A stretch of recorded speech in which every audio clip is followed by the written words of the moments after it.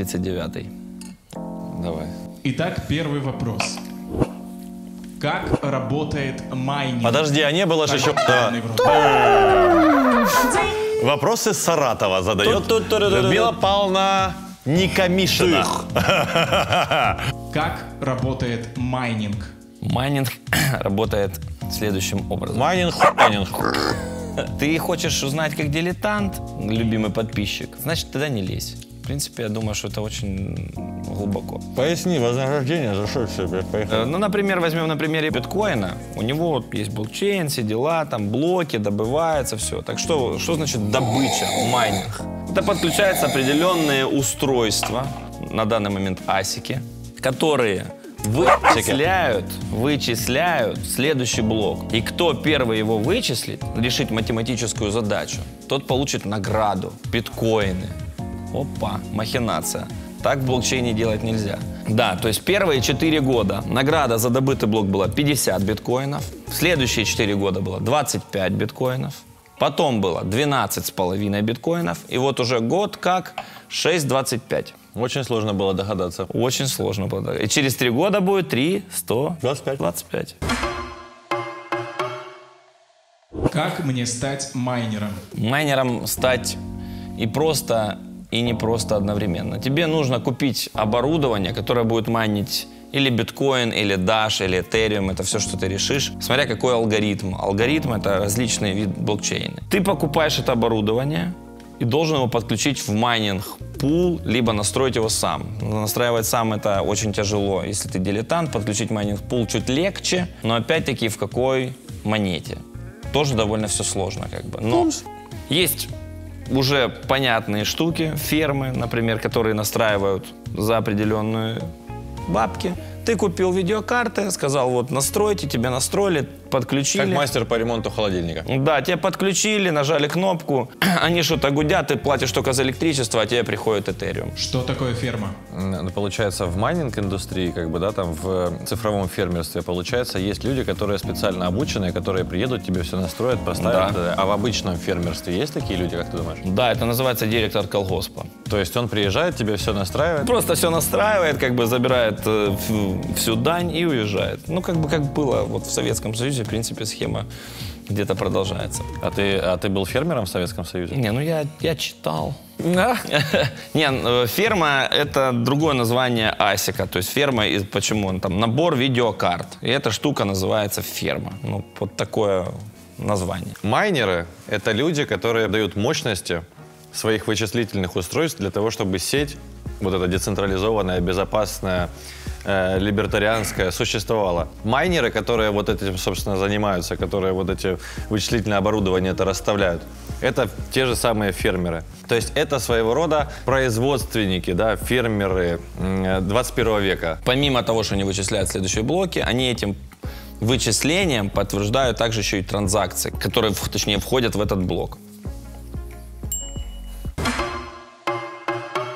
Вопрос от нашей подписчицы. Цитирую. 15 сантиметров. 24.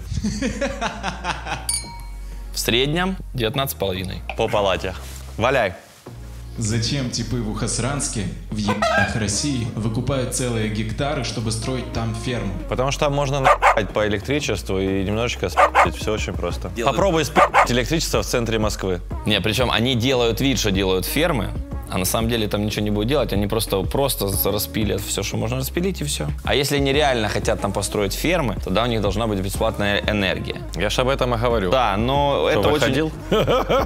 Но очень маловероятно на территории Российской Федерации такая шняга. Да, ты что, невозможно спить электричество в Российской Федерации. Подписчики, если вы знаете подобные там случаи... только можно деньги спить. Только деньги. А смысл пить энергию? Вопрос зрителям. Ты сейчас серьезно говоришь, просто пока камера не работает? Нет, ты просто типа стебешься, да? Нет, смотри, ты крадешь энергию, чтобы получить бабки. Зачем пиздить энергию, если можно сразу пиздить деньги? Я считаю, что в ебах открывается майнинг-фермы по причине того, что в больших городах очень сложно договариваться. Там уже зажравшиеся мусора, чиновники и так далее и тому подобное. Ну а где-то там в Тыве где-нибудь можно смело ебать ферму, подключиться к атомной станции какой-нибудь, вот, и ничего за это не платить, и списывать это на расходы электричества в подъездах, например. Голуби украли. Я считаю, именно по этой причине открывается далеко. Но я еще слышал о тех случаях, когда открывают большие фермы на севере. Майнинговое оборудование во время своей работы вырабатывает огромное количество тепла. И, соответственно, если мы открываем его там где-нибудь в южных широтах, нам приходится его дополнительно охлаждать, для того, чтобы оно не выходило из строя. И именно поэтому открывают на севере фермы, потому что там ничего охлаждать не надо, там и так всем пи***ц. Вот. И поэтому, собственно говоря, это удобно с точки зрения того, что нет дополнительных расходов на охлаждение, на оборудование для охлаждения, на подключение, на подведение коммуникаций для охлаждения оборудования и так далее, и тому подобное. Но есть еще один маленький секретик, лазейка. Некоторые люди с севера покупают майнинговое... Хлеб обрезанный. Покупают майнинговое оборудование, чтобы не платить за отопление. Они Кстати, просто... да, я слышал недавно. Фишка заключается в том, что действительно оборудование вырабатывает достаточно большое количество тепла, и вот эти асики, вот эти майнеры и видеокарты упаковывают в специальный бокс, и, собственно говоря, потом определенным образом, это значит все с помощью этих труб и тепла, которое правильно направляют, отапливается жилище. Вот, единственный момент, к которому у меня возникли вопросы, в среднем на квартиру, на жилую, ну вот обычной там панельной девятиэтажке выделяется, 5 киловатт на квартиру. 5 киловатт, то есть это, соответственно, мы включаем одновременно микроволновку, пылесос Dyson. Информация звучала не на правах рекламы. Вот. Но если вы захотите рекламировать у нас свои пылесосы, то мы как бы тоже, опять же, найдем общий язык. Не дай бог, у нас еще электропечь и чайник. Все, выбивает счетчик. Поэтому, а на сегодняшний день один асик, сколько он ест где-то 1,3 киловатта. Ну, то есть ты, в принципе, включил асик и выключил все остальное. Либо тебе тепло, либо у тебя есть стиральная машина, холодильник, пылесос и утюг. Не, ну, как это работает? Ну, еще, кстати, по поводу майнинга очень важная штука. Думаю, мы в каком-то из выпусков Гагарин Шоу уже говорили об этом. Если вы хотите просто войти... Мы уже за 35 выпусков столько наговорили. Да. На 2-3 статьи. 39. Если вы хотите реально попасть 39, в майнинг, и к вам кто-то приходит с жирной идеей, типа, ребята, все, ставим майнинг. Вы еще не майните? Тогда мы идем к вам. Купи 2 асика по цене одного. Да, или типа, вы вкладываете, через 5 месяцев вы уже отбиваете оборудование. То есть даже если пойдет что-то не так, вы потом еще оборудование продаете в плюс. Поверьте, это все... Глеб так раньше по хатам ходил. Он говорит не просто так. Это невероятно тяжелая штука, и вы никогда не успеете за майнинг оборудованием. То есть пока вы купите майнер, пока он к вам приедет, он уже устареет. И в лучшем случае вы отобьете там половину его стоимости. Да, есть вероятность, что крипта будет дальше расти, но у вас будет еще больше жадность, то есть это такая мини-майнинговая пирамидка. Поэтому этой профессией, скажем так, майнинг-пулами, центрами занимаются огромнейшие корпорации, которые просто выглядят как 10-этажные, 20-этажные, я не знаю, здания, километрами в длину, где стоит куча этих аппаратов, которые соединены в определенные пулы, которые это все добывают. Не, подожди, так а чем это мешает мне майнить, например, с одной штучкой? Ничем. Нет, ничем, но только пока ты купишь оборудование и пока ты его отобьешь, пройдет очень много времени. То есть, если ты веришь в крипту, просто купи крипту. Здесь ты говоришь правильный тезис. Заключается он в следующем. Крупные майнинг-центры, крупные ребята, которые майнят и занимаются этим бизнесом, у них цепочка отлажена уже в несколько итераций. Когда вы начинаете покупать оборудование, допустим, актуальное на сегодняшний день, эти ребята уже это оборудование продают. Потому что у них есть прямой выход на завод. Они с завода уже заказывают новое оборудование, а вы заказываете оборудование предыдущей итерации. Соответственно, когда это оборудование новое к ним приезжает, ваше оборудование уже по своим характеристикам и мощности не совсем актуальное. И, конечно же, вы потом сидите, колупаетесь со своим устаревшим дерьмом у себя на балконе тихонечко, и оно нет, да и приносит какие-то деньги. В жопе, да.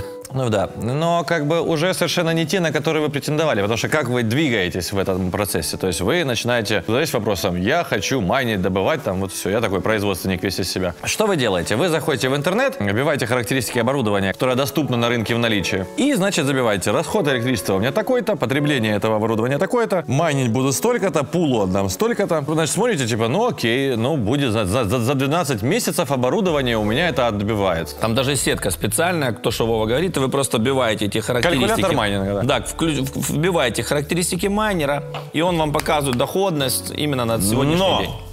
Ключевое «но», о котором ни один сраный долбанный калькулятор не говорит. Калькулятор измеряет в среднем медиану, при которой изменяется сложность добычи, которая заложена алгоритмом блокчейна. То есть с каждым годом, с каждым днем добывать биткоины становится все сложнее. Это изначально заложено алгоритмом биткоина. Вы на сегодняшний момент смотрите мощность этого оборудования и отсюда, соответственно, представляете себе, каким будет ваш доход. И этот калькулятор даже может в том числе закладывать вот это изменение сложности добычи. Но этот калькулятор не учитывает смены поколений оборудования для добычи. И вот здесь кроется самый ключевой момент. В моменте, когда вы приходите на рынок и покупаете ASIC, например, там... Давай на примере мобильных телефонов. Ну, только в более укороченном моменте. Например, ты покупаешь типа iPhone 5, а в Америке уже вышел iPhone 7. Ты заказал iPhone 7, пока он к тебе приехал, ты говоришь, у меня самый крутой телефон, а там уже вышел 10-й. Каждый новый, скажем так, майнер усовершенствованный появляется там, ну, условно, там, каждые 3 месяца. А каждые там 2 года... или происходит смена поколений. Именно прорыв. То есть это... Попало, да, что-то? Куда? Все. Я тебя в рот не смотрю, в отличие от тебя. То есть, типа, я тебя смотрю в рот? Ну, я только что ел, ты не смотрел в рот. Ну, я смотрел, сколько ты съел бутербродов, сколько я. Я же говорю, что ты мне в рот смотришь. Ну, интересно просто. Вот они, так конечно. вот, идет именно смена поколений, и тогда устаревание происходит не на 2-3 месяца, а сразу там типа на год, на 2. Мне, кстати, кажется, этот вопрос очень хорошо развернули, глубоко. Заряжай, Володя. Вов, а ты знаешь, что ова по-итальянски это яйца? Шутка спи***ная, но все равно, ввиду того, что сильная и мощная, работает. Следующий вопрос, короткий ответ. Какой минимальный набор майнера? Желание, деньги. Энергия. Как тебе такой набор? Что значит минимальный набор майнера? Ну что мне надо пойти и купить в магазине, в розетке, чтобы начать майнить? Вот по минимуму. Вот ты можешь намайнить сперму, например. Понял? То есть набор уже... Глеб постоянно этим занимается. Нет, смотри, а собирает ее в сифон в ванной комнате. Нет, ну что Потом значит... периодически, рано или поздно, улов достает оттуда. Вот в розетке, скорее всего, тебе будут продавать какую-то полову уже. То, о чем мы говорили, что... Там нужно купить ебаное количество всякой заточенной штуки. Тебе нужно купить сам майнер, тебе нужно купить блок, значит, питания, тебе нужно купить... Человека. Тебе нужно купить карту, там какое-то управление, еще какую-то периферию для подключения. Тебе нужно сделать какую-то стоечку, где он у тебя будет стоять, чтобы он обдувался, а не нагревался. А человека, который все это настроит. И человека, который все это настроит. Потому что если ты будешь это настраивать через Google, ты такое настроишь, что ты... Но я просто скажу вам откровенно, я вот никогда в жизни своей не майнил. И так как, в принципе, уже много лет нахожусь в отрасли, постоянно об этом много разговоров, я решил, значит, слабать небольшую ферму из карт RTX 3070 и RTX 3090. Кстати, это первый раз слышу. Это, кстати, дорогостоящие карты. Что ты первый раз слышишь, что они в офисе у меня лежали? Что ты собрал эту штуку? Я ее не собрал еще. Я купил всю эту хрень.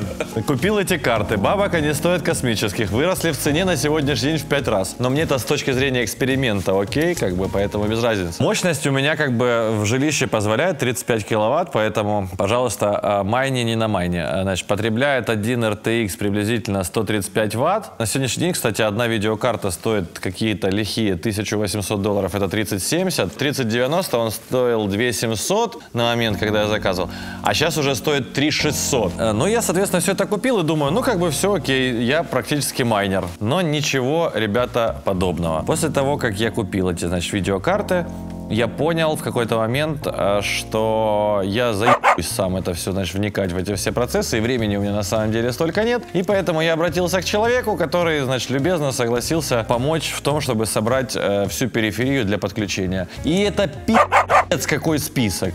И мало того, в каждой детали нужно разбираться, что вот это работает хорошо, вот это похуже, вот это не очень, вот это лучше брать, вот это не брать, это износоустойчивое, это не износоустойчивое, и даже сами карты, ну как бы MSI окей, не MSI не окей и так далее и тому подобное, в этом тоже нужно разбираться. Я просто на фонарь, потому что человек удачливый, как бы сразу купил нормальные карты. Блин, у меня колбаса в зубе застряла. У меня была такая штука. Блин. Вот так вот. На себя. Всосать? Ну выдувать как бы... Может, я оставлю ее на черный день? Вы, скорее всего, ваш пытливый ум подумает о том, что, ну, с другой стороны, а зачем мне покупать ферму и это делать все самостоятельно или с каким-то специалистом это все настраивать? Ведь есть центры, которые делают это дистанционно, и я просто прихожу туда со своей денежкой, а эти пи***ки работают так уже 5, 6, 8 лет, называется облачный майнинг. Я якобы уже в настроенном центре у ребят, у которых все профессионалы во всем шарят и разбираются, значит, беру в аренду какое-то оборудование. Якобы. То есть они все настроили. Они красавчики. Купили помещение, майнеры. Мы не красавчики. Мы не красавчики. Они красавчики. Мы к ним приходим со своими денежками. Говорят, возьми денежку. Мы отдаем им денежку, они говорят, теперь в нашей огромной майнинг-фабрике... Смотрите, вот видеокамера с включением именно на ваш майнер. И там подписано «Ваш майнер». И какой-нибудь обязательно SEO компании, это какой-нибудь Джордж Вагнер, лицензированный специалист, значит, с 3 дипломами MBA, обязательно. Вот, и он периодически рассказывает о том, что такое успешный успех, выкатывается в некоторых кадрах на Ламборгини. Наши ребята недавно нашли в одной из такой структуры одного из этих людей фотографии Тимошенко, и подписано там типа какая-то там тоже специалист, просто и вот это Юлия с косой. Ну, это было смешно. Я не понял, что ты говоришь, но не важно. От одного вот этого, как ты назвал, Джордж Вагнер, да. Там было написано... Где у него было написано? Да не у него. Это один из SEO-компаний, была женщина. Там написано... А фотка Тимошенко? Да. И типа Стефания Джильбельмини, итальянка, там 10 А я не лет. Удивлюсь, что Юля как бы может ворваться в такую движушку. Короче, это просто обычная пирамидка. Да. Собственно говоря, как правило, 95%, наверное, этого бизнеса устроено таким образом, чтобы собрать с вас деньги. Все как в обычной пирамиде. Первым вкладчикам выплачивают по богатому из вкладов следующих вкладчиков, потом в какой-то момент экономика поджимается, и все идут на... Не, пока крипта растет, у всех все круто. Поэтому, как бы, да, если вы решились, если вы супер петливый чувак и разбираетесь, да, там, в том, как на сегодняшний день устроена техника, то, конечно же, попытайтесь счастья и соберите майнинг-ферму своими силами. Если у вас такой возможности нет и вы не технарь, то, пожалуйста, сделайте майнинг-ферму с привлечением специалиста. Не рекомендуем категорически врываться во всевозможные облачные майнинги и прочую хи.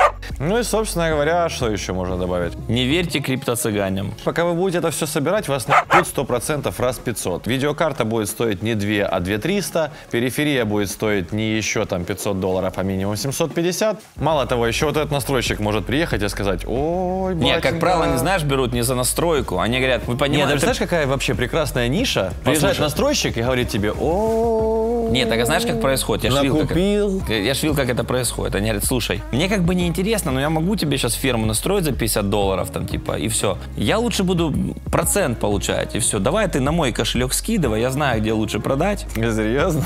И просто ваш весь эфир просто куда-то льется, ты ему пишешь: ну так что? Ты говоришь: ну все растет, все. Он говорит: ну так а можешь мне пока откинуть там 10%? Это не вопрос, отправляет кусочек тебе. Тот приводит еще друзей. Тут образуется мини-пирамидка еще из под человека, который настраивает эту всю штуку. Настройщики-пирамидчики. Вообще, на самом деле, я тебе хочу сказать, что были случаи, когда вот эти вот настройщики компьютеров, которые приезжают к тебе домой, они же приезжали и тоже как бы... Поменяли CDRV на CD. Да, люди ж майнят везде, где можно и нельзя. Ну да, они тебя установили, жучок, и он майнит на тебя. Настроили тебе как бы компьютер, нет-нет, а он как бы уже на тебя не работает по сути своей. Поэтому, друзья мои, будьте максимально осторожны. Как в любой другой инновационной сфере, в сфере криптовалют, огромное количество всевозможных мошенников, прихлебателей и людей, которые будут вас максимально запутывать умными словами, фразами. И вот эта фраза: я зарабатываю 12 тысяч гривен в день. Ты видел, сколько их сейчас повыплывало, этих ублюдков? Это просто, мама дорогая. В Телеграме обязательно. Я наблюдаю ситуацию, как в пабликах публикуется такая история, типа: мой близкий друг Сергей, он начинал, типа, свой трейдинговый путь с $1000 депо. И сейчас, по прошествии 3 месяцев, у него уже 11200. Если ты хочешь точно так же словить иксы, как Сергей, то вступай в паблик, там, мастер твою мать. Если ты не хочешь зарабатывать деньги, пролистывай это там, видео. короче говоря, обычная подписка стоит $50 в месяц, супер наебученная подписка, где этот долб будет тебе персонально писать в телегу: братик, продаем, тут 100%, выпадающий треугольник, вымпел, полнолуние, ретроградный Меркурий, еще какой-то пи***. Это стоит $450. И если ты хочешь, чтобы он как бы торговал за тебя, это будет стоить минимум 30-40%, как бы, да, там, от прибыли, которую вы, по идее, вместе будете получать, мать твою, частно. Вот. Но для этого тебе нужно переместить свои деньги к нему. Ну все 100%. 100%. Да, железобетонно, ну, гарантия. Ну, Сережа из, блядь, Телеграма. Из Мухосранска, как... Сережа из Телеграма, но разве это не проверенный источник? У него 12 тысяч подписчиков. Они все пишут, да, блядь, я ему отдал $500 последних, и они уже умножились в 10 раз. Я охуеваю, моя семья охуевает, и друзья моих друзей охуевают. И они все ездят на дорогих тачках. Я все время просто ору с инфо-цыган, с этой всякой срани, бизнес-молодости, со всех вот этих подкастов, клабов, которые собирают предпринимателей. Я считаю, что это все абсолютные гниды конченые. Я уже когда-то говорил, что они сгорят в аду. Я так и до сих пор и считаю. Я постоянно их парафиню везде. Недавно с супругой отдыхал, значит, в отеле в одном, достаточно привлекающем внимание вот этой всей инфо-цыганской швали конченой. Вот. И сижу, как бы отдыхаю себе, никого не трогаю, тихонечко хуй корону, одну за одной с лаймом, все как положено. И тут возле меня проходит лох с телефоном и говорит, я заработал 10 тысяч рублей просто вот с этого прохода. 3 позиции. Я вам вчера об этом говорил. Эти ставки сыграли. Думаю, бля, как хорошо, что я выпил 2 короны, а не 4 или 5. Потому что я бы по-любому подорвался, сказал бы ему, ах ты ж кусок дерьма. Но как бы я эту ситуацию, конечно же, пропустил. Это же твои коллеги. Не, я думаю, что нужно подытожить. Ставочники. Что, да, ставочники, ребята, каперы, вот это настройщики. Поверьте. Иксы, ты пойми. бесплатные деньги, вот эти вот вложил $100, получил 10 тысяч, такого не бывает. Люди на это ведутся. Они на это ведутся и будут всегда вестись, к сожалению. Вы знаете одну фишку? Я вам сейчас расскажу. Я как бы долго размышлял на тему того, как это работает. Очень часто всплывают какие-то молокососы, которые вот типа показывают успешный успех. То есть он вчера был никем, из ниоткуда, из Мухосранска из кого-то выбрался, и вот типа проходит пару недель, и мы его видим на какой-нибудь там новенькой М5 и так далее. И он рассказывает о том, что раскрутился там на ставках и так далее. Так вот, работают целые центры. Есть мудрые дядьки, которые, скорее всего, стоят за букмекерскими конторами, которых очень много расплодилось, в том числе в онлайне. Они берут этих молокососов со смазливыми лицами, заряжают их там какими-то там на пару дней арендованными квартирами в Москва-Сити. И тачками. И тачками. Причем, которые в какой-то момент даже не стесняются менять. Ну, нету, просто 35 авентадоров зеленых в Москве. И они периодически меняются, и все. Заходит этот лох с одной и той же, мне кажется, котлетой по 5000. Так вот, бросает ее на диван, говорит, я переехал в Москва-Сити. Квартира до сих пор пахнет еще вчерашними проститутками, которые выезжали оттуда с другим. 12 до 2. И он вот это. показывает свой успешный успех, он вот просто снимает сторис, да, я вот сегодня взял себе ламбу, потому что 2-3 проходика было хороших, и, короче, точно так же это работает в крипте и так далее и тому подобное. Это все организованный бизнес. Ну, то есть в какой-то момент логика-то ломается, вы думаете, ну, блин, типа, ну... У меня есть объяснение. Хочешь, я вот расскажу? Хочешь? Хочешь? Давай. Я занимался там ставками в букмекерской конторе, наверное, ну, лет 10 точно. Волосы на макушке выпали, Да. и никаких миллиардов нет, хотя человек профессионал. Я уже это рассказывал, ну, то есть если ты придумываешь какую-то схему, которая, вот мы придумали определенную схему игры, там окна, разбеги, вилки, это, ну, известные виды ставок, но вилка может быть между азиатской конторой и американской, через переставление в лондонской конторе. То есть это довольно-таки сложная схема, где задействовано много людей, с большим количеством финансов для того, чтобы ты заработал там 2-3%. Брат, ну скажи, X20 там же нет? Вилки нету X20?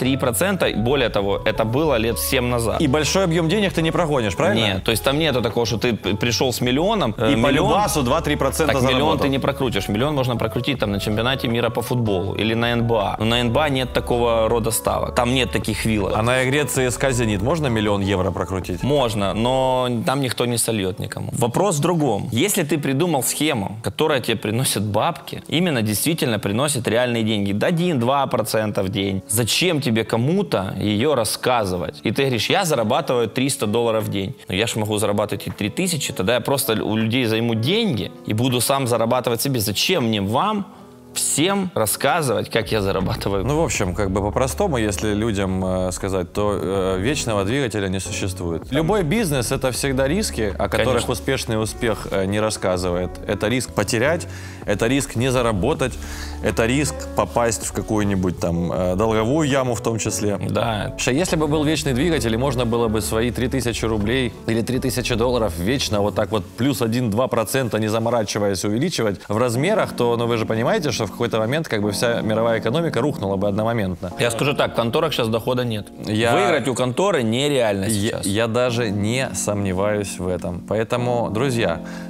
очень внимательно относитесь, пожалуйста, к информации, которая крутится вокруг. Легких денег не бывает. Если вы решили, что на заводе сложно, деньги достаются сложно, а вот, например, в крипте их будет заработать легко, вы очень сильно, глубоко заблуждаетесь. Легкие деньги только в мышеловке. Следующий вопрос от нашего генпродюсера. Сейчас случился коллапс из-за дефицита видеокарт. Даже наш режиссер монтажа не может приобрести себе нормальную видеокарту, и поэтому... У меня есть 17 штук. RTX 3070 и 3090. По 3900 уже, да? Скажи, пишите в директ. Пишите в директ. Ну, так никто не купит. Почему это случилось? Вот какой вопрос. То есть, какие события в мире сподвигли майнеров скупать все подчистую в магазинах? Это хайп, обычный хайп. Это лохогонка называется. Ну, то есть, есть типа привычный цикл, в котором, да, мы просуществовали последние 3 года. То есть, это цикл, в котором корректировались там и так далее, находили свое дно. Вот, и, соответственно, в этот период работали только профессионалы. То есть, люди, специализирующиеся на майнинге. И, соответственно, производственные мощности в том числе были выстроены в рамках текущего спроса. И это, соответственно, спрос специалистов рынка. И тут начинает, значит, все расти, как бы. То есть биткоин по $3000 никому не был нужен, по 5000 тоже, по 10 это очень дорого, по 12 дорого, по 15 дорого. Мы выходим за новый all-time high 20 тысяч. Это, естественно, дорого. Тоже дорого. И мы это наблюдаем постоянно. 30 тысяч дорого, 40 тысяч дорого, 45 дорого, 50 сейчас подумаю, 60 надо брать. И такая же история, собственно говоря, происходит с майнингом. То есть он сидит, да не, майнить неинтересно, какие-то дебилы там что-то придумали себе. Не буду. И ближе к прайсу 60. Кстати, надо брать. Ну, я, наверное, возьму, да. Я возьму. Такая штука, вот по поводу новостей. Когда выходит новость о том, что пора покупать гречку. Ребята, люди, которые писали эту новость, они выкупили уже всю гречку. Да, и когда выходит новость, эту гречку вам продают обратно. Вот и все. Очень все просто. Хотелось бы, чтобы хотя бы наша немногочисленная армия подписчиков усвоила один простой момент. Покупай страх, продавай эйфорию. На новостях надо продавать. Никто никогда в жизни вам в новостях всем дружно не скажет. Просто представь себе такую ситуацию. Вот, например, не будем обсуждать, пандемия создана искусственно или это какой-то вирус там кем-то там зарожденной природой там и так далее. Не будем это обсуждать все это. На государственных уровнях о появлении вот такого дерьма знали заблаговременно. Ну, то есть представьте себе такой новостной фонд, в котором говорят: ребята, приготовьтесь, ровно через 3 месяца начнется пи***ц. Начнется пандемия, нужно закупить заранее маски. Производственники, которые маски никогда в жизни не производили, пожалуйста, начинайте их производить. Самолеты все продавайте, вирус продлится 2 года ровно. Начнется он, значит, в марте 2019, закончится в сентябре 2021. Все, вам всем дружно объяснили, как дальше нужно будет жить, какие предприятия закрыть. У тебя есть ресторан, иди пожалуйста, там и так далее. Все, значит, вот это всем объяснили, все счастливы, довольны. Представляете себе такую историю? Не представляете, потому что никто никогда вам ничего не скажет заранее. Все, что происходит вокруг, призвано для того, чтобы вас разоружить. Но еще, можно я скажу? Да. Вот знаменитый Илон Маск, да, вот он говорит, биткоин, надо покупать биткоин. В этот момент биткоин там, по-моему, с 45 вырос до 50. Ну, потому что вы все придурки побежали покупать. Нет, так на этой новости. Смотрите, сидит Илон и думает, надо взять биткоин. Так, сколько у меня есть? Ага, 1,5 ярда у меня есть, 1,5 ярда. Так, напишу в начале твит, что я собираюсь купить биткоин. Потому что они мои друзья. Они мои друзья. Они мои подписчики. А мы love, сердечко, я не могу им не написать. Сердечко, напишу всем.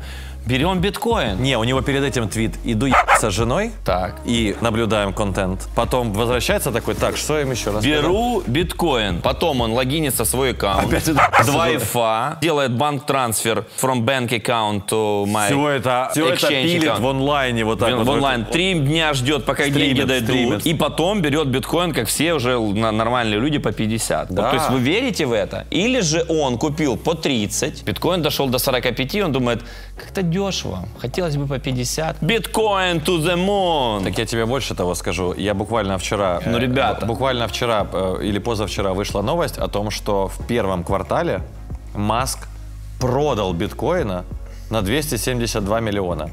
Теперь, друзья, смотрите за ходом событий. Tesla, имея в наличии кэшфлоу, который позволяет приобрести биткоин, да, там, неважно на какой бирже. Жаль, что не на whitebit.com, но неважно. Самая надежная белая биржа. Да, и вот представьте себе ситуацию. Маск, компания, покупает биткоины 31 декабря. Новость о том, что Маск купил биткоины, о том, что Tesla купила биткоины, выходит в феврале, по-моему, в 20-х числах. На этой новости, соответственно, биткоин начинает резко расти в цене. И вот буквально сейчас, 2 дня назад, а сегодня у нас 29 апреля, то есть в районе 27 апреля, выходит новость о том, что Tesla продала биткоина в первом квартале на 272 миллиона. А теперь давайте мы не будем с вами долго ходить вокруг да около и подумаем, когда компания Tesla продавала вам биткоины на 272 миллиона долларов. Конечно, во время публикации этой новости. То есть чуваки купили в нычку 31 декабря по 30.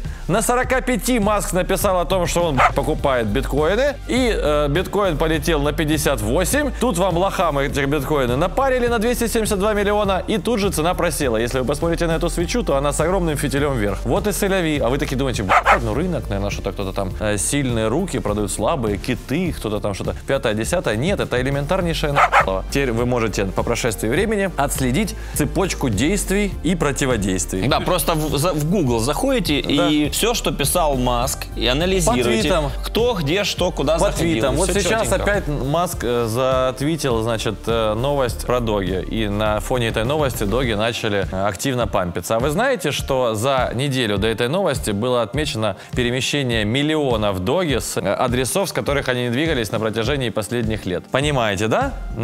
Кто их купил? Кто их купил на рынке OTC, и кто потом пришел вам их дебилам продавать, когда вы побежали такие, о, Маск опять пампит доги. Ну вы дебилы, конечно. И потом он откупится. Просто бежит. Давай, следующий Бежите толпой. Спасибо огромное. Последний вопрос на сегодня.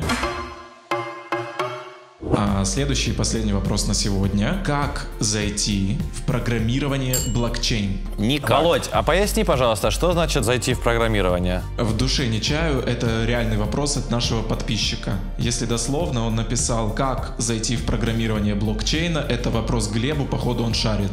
Все, но Глеб не шарит. А ты прям шаришь. На самом деле мы оба не разработчики, как вы поняли, за 39 выпусков. Но я хочу сказать одну важную вещь. Исходя из того, что мы каждый день работаем, с большим количеством специалистов, которые в том числе, конечно же, приходят в область блокчейн-разработок, не будучи специалистами в этой области. Для того, чтобы человеку, который не работал в области блокчейн, адаптироваться, приходится потратить приблизительно 2-3 месяца. То есть при условии того, что это специалист уже будет, уровня Mid Plus или Senior, то есть это будет достаточно серьезный специалист, ему нужно приблизительно 3 месяца для того, чтобы адаптироваться и понять, что происходит вообще в принципе вокруг. Въехать, вкатиться, да. Не знаю. И мы на сегодняшний день в рамках, например, нашей компании, мы выстроили процесс онбординга таким образом, чтобы этот человек максимально быстро вкатился, и в лучшем случае сейчас, при условии того, что вокруг него, в принципе, одни только лишь специалисты, у нас уходит приблизительно около месяца на адаптацию. Отвечая на вопрос, как прийти к тому, чтобы начать разрабатывать, единственный реальный путь, это ни в коем случае, я считаю, не галера. Это не аутсорс, где вы, соответственно, придете, и там будет какое-то небольшое подразделение, которое занимается разработками в области блокчейн, потому что там ребята очень зашоренные, уставшие и не будут вашими проводниками в новую нишу, скажем так. Поэтому, если вы идете и хотите конкретно заниматься разработкой в блокчейне, то, конечно же, нужно идти в продуктовую блокчейн-компанию, где заточены специалисты под работу в области блокчейн. Именно в продуктовую, потому что там очень часто люди заряжены энтузиазмом, и они готовы делиться, общаться и готовы расти. Имя такой компании WhiteBit. Звучит как тост. Звучит как тост. Поехали. Аплодисменты тут наложишь, пожалуйста. Спасибо вам огромное. Я думаю, на этом все. Остальные вопросы наших подписчиков мы зададим в следующий раз. Подписунов. Именно их. Подписунов. Именно их.